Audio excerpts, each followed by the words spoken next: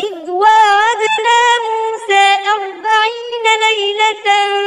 ثم اتخذتم العجل من بعده وأنتم ظالمون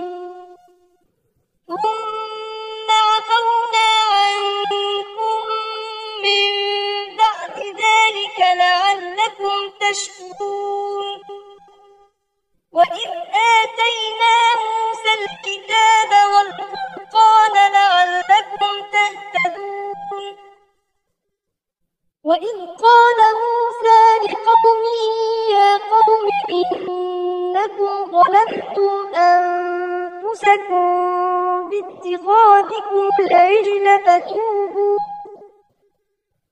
فتوبوا إلى بارئكم فاقتلوا أنفسكم ذلكم خير لكم عند بارئكم فتاب عليكم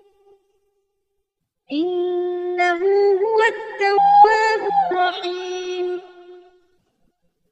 وإذ قلتم يا موسى لن